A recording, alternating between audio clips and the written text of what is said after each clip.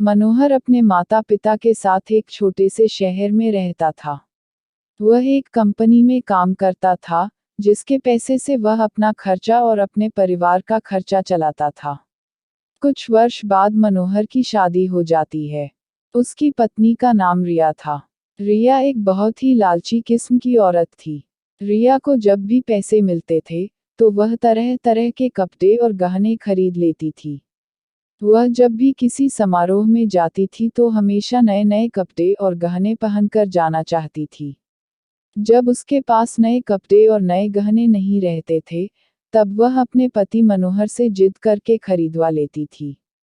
उसकी लालच से उसका पति भी तंग आ गया था। मनोहर रिया को हमेशा समझाया करता था कि हमारी कमाई उतनी नहीं है कि मैं तुमको हर समारोह में जाने के लिए अलग अलग तरह के कपड़े और गहने खरीद कर लाया करूं।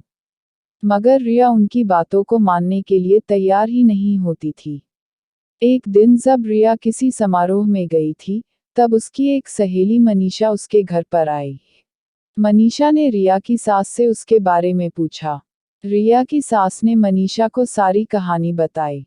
मनीषा ने अब रिया को सबक सिखाने के लिए एक योजना बनाई।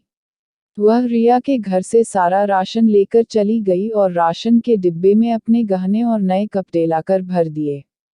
जब रिया समारोह से वापस आई तब वह किचन के डिब्बों में गहने देखकर बहुत खुश हुई। शाम हुआ, जब रिया खाना बनाने गई तब उसे राशन नहीं मिला। तब वे अपनी सास से पूछा, सारा राशन कहाँ गया? उसकी सास ने जवाब दिया, मैंने सारा राशन और घर का सारा सामान बेचकर तुम्हारे लिए गहने और कपड़े खरीद लिया है।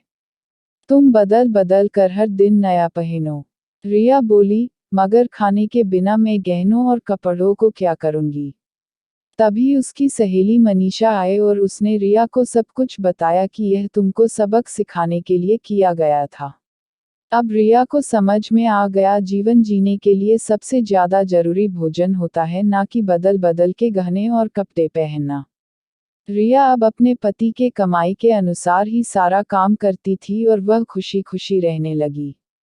तो दोस्तों, ये कहानी आपको कैसी लगी कमेंट बॉक्स में जरूर बताएं। लाइक और चैनल को सब्सक्राइब करना ना भूलें। धन्यवाद।